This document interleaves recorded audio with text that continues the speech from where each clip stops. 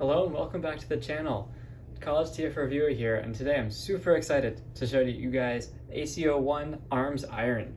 This is a fourth party release of the Transformers Prime First Edition Bulkhead, and this is a figure that I didn't get to pick up the first time when Hasbro originally released it, so I'm super excited to see these third and fourth party, if you will, parties or companies taking on these old molds and giving them new life, because I think they're some of the best that Hasbro has ever put out, and it's really awesome to see this guy and add him to my collection. And this guy also comes with loads of accessories that are really a ton of fun and add a lot to the figure.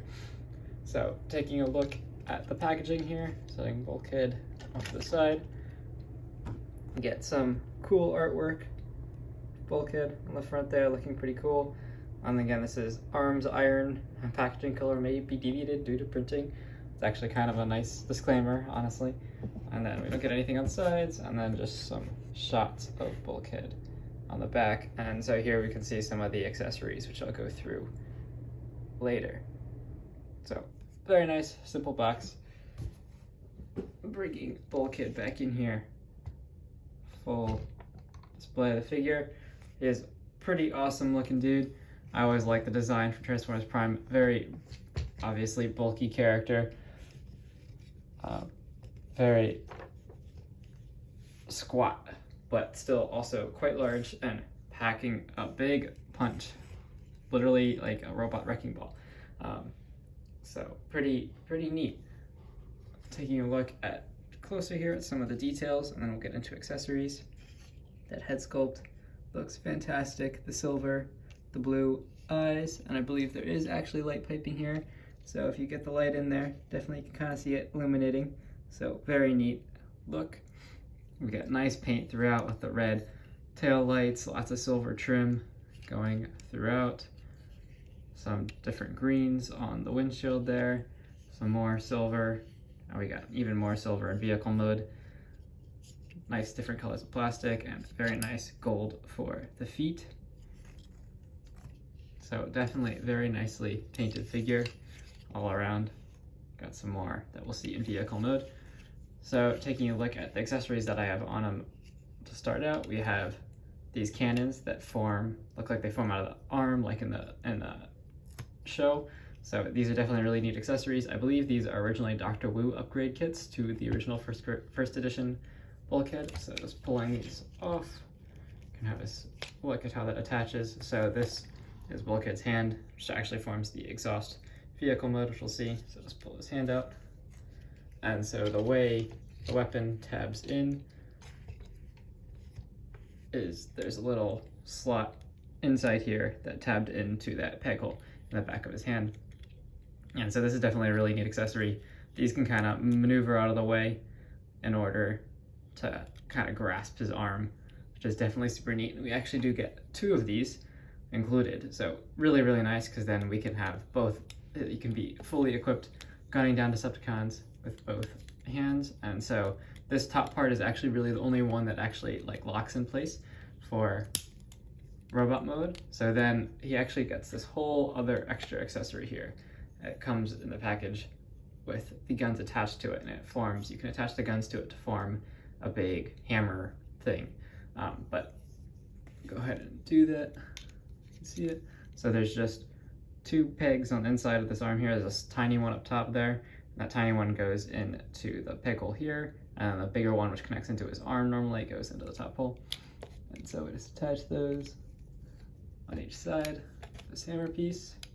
And then you also want to collapse these in, and there's some tabs and slots on the inside of each that link up for it all to compress. So it just compresses in like that. Very sleek. Go ahead and compress these. And tab it in to the hammer here. And so there is the hammer. Definitely a neat accessory. However, this is probably my biggest source of complaint with this figure. So in order to get it on him, you're supposed to be able to slide this into his hand and then reattach this base piece. However, at least on my copy, this is very tight, and that's about as far as I can get it into his hand.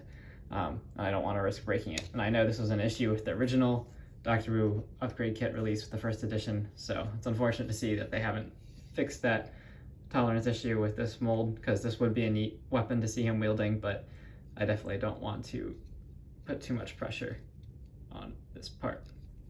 But then we can also get another accessory out of this weapon, and that is this claw thing. So if you wanted to, you could give him a claw. I don't believe we ever see Bulkhead use this in the cartoon, but here it is. So there is a claw for Bulkhead. Kind of a random piece, but still, nonetheless, glad they included more plastic. And then here is the wrecking ball. This is what originally came with the first edition figure, and again, this tabs on the same way as all the other accessories. It just has a peg on the bottom that tabs into the exhaust port on his hand. So go ahead and flip out the hands here so we get into the articulation segment. Get all these accessories off to the side. All right, in terms of articulation, this guy is, if you have the first edition mold, you know exactly what to expect, as I believe he is identical to that. But, all right, get this hand out. The joints on this guy are definitely nice and tight, and overall the plastic quality on this is just like all of the first edition figures. I think overall it's a very well made figure. It definitely doesn't feel that cheap at all. So starting off with the head, you can look both sides. Not really much up and down movement. You get a little bit in there, but not much. Being that he's such a big bulky figure anyways, I don't think there's too much you'd want, but he does get a little side to side there too. Then at the shoulders, we actually do have a butterfly joint here, so that's pretty neat. And then you can hinge the shoulder pads around, and then the arms can actually move up to a pretty good degree. If you pull out the shoulder pads, you can get them going up really, really high. And then pressing those back down, we also get a swivel here. The upper arm, this is very tight, but works well. And then we get over 90 degrees at the elbow due to transformation, so that's a super nice feature. And then you can, of course, as I showcased earlier, you can flip these around to attach anything onto, and then you can also just hinge them in and out for more display options. Then we don't get anything at the waist here, being that this is an older figure. It is a bit tricky due to the way he transforms to actually be able to incorporate something like a waist rotation or ab crunch, so not a big loss. But then coming down to the legs, we do get, you can kick forward that far, back, not that far, but you can do a split. And then with the knees, we do get a nice ratchet joint that kicks back. And the way this knee pad articulates is also pretty neat. And then at the toes, we do get articulation of the toes, but no form of ankle, rock, or pivot or anything. And the toe articulation is also largely due to transformation. So this figure is definitely identical to the original first edition release, but I think AC has done a really nice job with this mold, bringing it back and making it just as good as the original, if not a little bit better, as I know there were some issues with the pegs up here coming off over time and getting worn down. Thus far, I haven't had any of those issues. Definitely seems to be well built overall. The joints, everything's well toleranced, so definitely really nice figure. So then bringing in some size comparisons here for Bulkhead. Of course, we got to start off with his best bud, Jackie, or Wheeljack. This is the Robots in Disguise Deluxe class, and I think they definitely scale really nicely with one another. Look very representative from the show, as Wheeljack was definitely a bit shorter than Bulkhead, Bulkhead being one of the largest characters of the Autobots. Then bringing in the largest of the Autobots, Optimus Prime. And that looks straight out of the cartoon. Really, really awesome. The way Hasbro nailed these first edition figures the first time around, these molds still stand up today. It's pretty awesome. And then, of course, bringing in Decepticon for comparison, here is the APC Toys of Eacon, which I have actually reviewed on the channel, so be sure to check that out. And I think the scale here also looks perfect. Bulkhead definitely looks like you could just crush the Eacon by sitting on him. So very, very neat. Now for transformation, this guy is definitely fairly complex, much more so than the majority of our modern deluxe classes. So to begin with, you want to articulate these shoulder pads out of the way, and then just rotate them around so that this is all flush, and hinge them up. Do that on both sides. And then of course we want to rotate the arms in, and then if you can hear all that noise, these parts on the side of his arm are spring-loaded. I'm pretty sure that was a feature in the original too. Due to the way he transforms, these actually compress, so that is kind of a nice feature, honestly, on the mode. They can be somewhat annoying sometimes when transforming, but they do just pop right out. So then we want to rotate the arms around.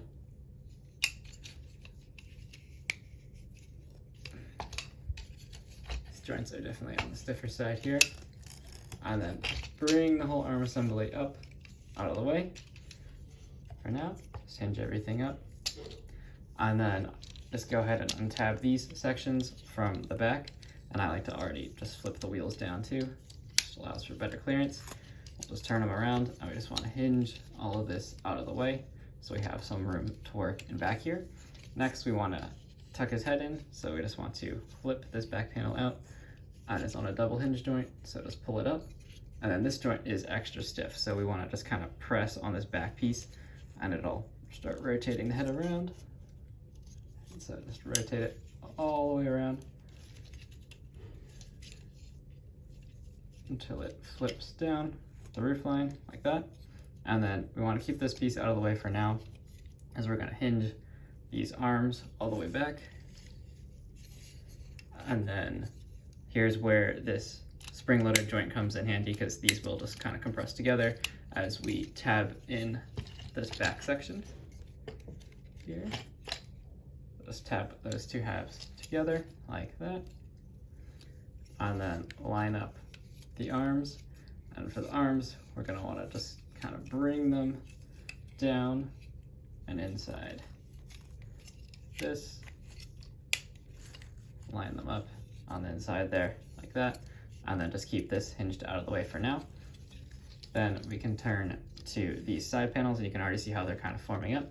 So I just want to pull them back and angle them around all those parts. And then we do get a tab on the inside of this piece here, right here, this black one, hard to see on the back of the wheel there, that tabs into the side of the arm there. So we just want to maneuver all that in, like that, and repeat the same thing on the other side. Just pulls in, and then we just line up that tab, taps into place, and then just make sure all that's compressed together like that. Now we can go ahead and bring this back piece down and compress it, and it sits flush like that. And then we also want to compress the cab down on top of all of those pieces there. And that is basically the back of the truck is finished. So now we turn to the front.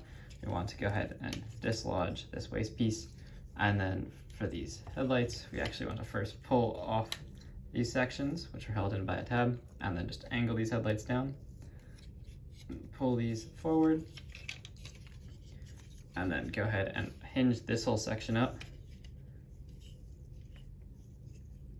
and straighten out the bumper, and then these parts will just collapse over top to form the hood, and then straighten all that out, get everything aligned so that it all resembles this truck mode.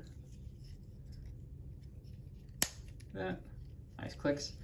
Then we want to turn to the feet here, so we want to collapse the toes side, and then this is, we just kind of hinge everything up.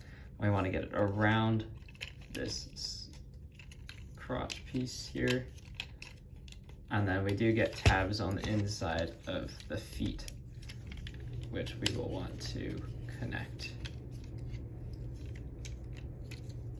So I can get these rotated in here.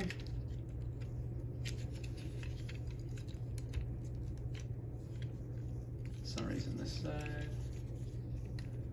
to cooperate. There it goes.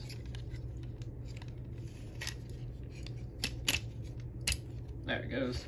Just gotta give it a little extra push. And then line up the tabs. They're kind of hard to see, but there's just a tab in there that tabs into the other side. And so those just clip together nice and securely. And then just kind of rest all this down so it looks something like this.